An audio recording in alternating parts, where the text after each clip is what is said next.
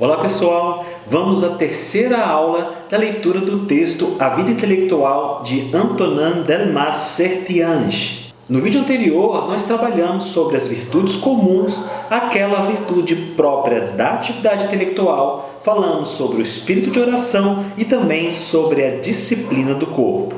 Aqui, nós iremos tratar como o intelectual deve organizar a sua vida. Os seguintes processos serão tratados nesta videoaula: simplificar, conservar a solidão, cooperar com seus semelhantes, cultivar os relacionamentos necessários, manter a dose necessária para a ação e preservar em tudo o silêncio interior. Eu te parabenizo pelo seu interesse nessa importante obra preparatória e para que esse canal cresça ainda mais, eu peço que você deixe seu like durante a vinheta.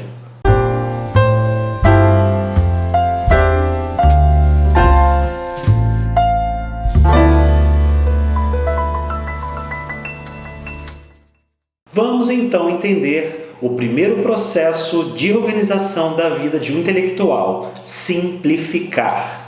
Ao se decidir por uma vida intelectual, é importante que você saiba que você também está se decidindo por uma vida simples, ou seja, com um conforto suficiente para lhe trazer paz, lhe proporcionar uma vida agradável e também poupar o seu tempo. Necessariamente, suas atividades sociais deverão ser reduzidas em certa medida. E junto a isto, o estudioso deveria se esforçar para superar certos rituais culturais de modo a garantir à vocação intelectual o seu pleno objetivo. A administração do lar e as relações intrafamiliares também estão presentes neste processo de organização da vida. O entendimento dessa vocação precisa estar claro entre os cônjuges e ser garantido o apoio ao outro. Os filhos, embora tomem a ocupação intelectual, precisam ser fontes de inspiração para essa jornada. Aqueles que ainda podem renunciar a um projeto familiar, obviamente que teriam mais liberdade para se dedicar à vida intelectual. Mas Sertianges acredita que quem já estiver com um certo compromisso matrimonial deve utilizar dessa condição como força, como motivação para o desenvolvimento do seu projeto intelectual. O segundo processo de organização da vida é conservar a solidão. Quando falamos em retiro cristão, automaticamente vem à nossa mente uma imagem de uma cela monástica. O intelectual deve utilizar desta imagem como símbolo, deixar de lado as banalidades e ingressar nesta morada de silêncio. A sociabilidade precisa também ser bem administrada. Eu vou apresentar para vocês uma lista que eu construí a partir das recomendações do autor sobre esta questão. Dicas para o recolhimento sagrado. Frequente lugares em que o relacionamento é proveitoso. Evite sempre uma familiaridade excessiva que rebaixa e desorienta. Não corra atrás de novidades que ocupem o espírito em vão. Não cuide de ações e de conversas seculares, ou seja, aquelas sem repercussão moral ou intelectual. Evite situações que desperdiçam o tempo e favorecem a ociosidade. O retiro, a solidão interior, a serenidade e o silêncio são ingredientes importantíssimos para a vida intelectual. Ao argumentar sobre esse processo de organização da vida, o autor menciona diversos exemplos na história em que as suas grandes obras foram produzidas nesta perspectiva de recolhimento. É importante também ponderar que, ao conservar esta solidão, o intelectual não se isole, como alertado anteriormente. Se afastar do barulho não quer dizer se afastar dos irmãos. E é a verdade que irá garantir justamente esta união e fraternidade. Eu vou apresentar para vocês uma citação do autor que sintetiza este processo de organização da vida do intelectual. Aquele que crê em união com Deus sem estar em união com seus irmãos é um mentiroso, diz o apóstolo. Não passa de um falso místico, intelectualmente um falso pensador.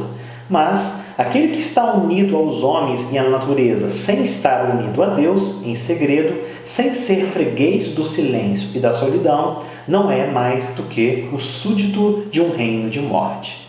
Vamos então ao terceiro processo de organização da vida. Todo intelectual deve cooperar com seus semelhantes. A partir da ponderação que acabamos de mencionar acerca de conservar a solidão e também garantir que o intelectual não seja um isolado, você já deve estar concluindo qual é a prioridade nos relacionamentos. O intelectual deve priorizar se relacionar com outros intelectuais. E esse relacionamento precisa ter uma colaboração muito bem definida.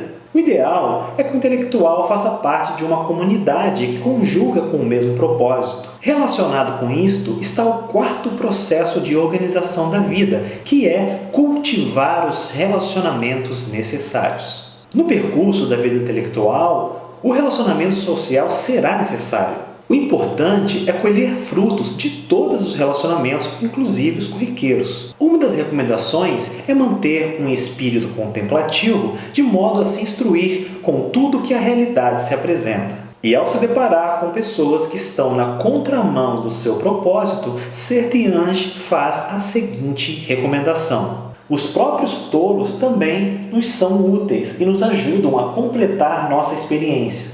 Não os procurem. Deles já há o bastante, mas aqueles que encontrarem saibam tirar deles proveito, intelectualmente, numa espécie de contraprova, e humana e cristamente, pelo exercício das virtudes de que eles são clientes.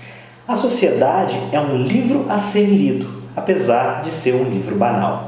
O quinto processo de organização da vida é manter a dose necessária da ação. Também é indispensável para o intelectual reservar parte do seu tempo para garantir uma vida ativa. Esta atividade possibilitará a estabilização e o enriquecimento do espírito. É importante que o pensamento se alterne entre o ideal e o real. Afinal, as experiências da vida também são ferramentas, principalmente no exercício das virtudes e na escolha de causas de grande valia. As ações ligadas ao bem público, por exemplo, são bem-vindas e inspiradoras ao indivíduo. O sexto e último processo da organização da vida é preservar em tudo o silêncio interior. Quando o autor defende que o intelectual é um consagrado, está implícito o fato de que o espírito de silêncio é exigido onde quer que ele esteja. As 2 horas por dia são estados de concentração, de dedicação ao estudo. E ser um consagrado pressupõe estar neste estado de graça em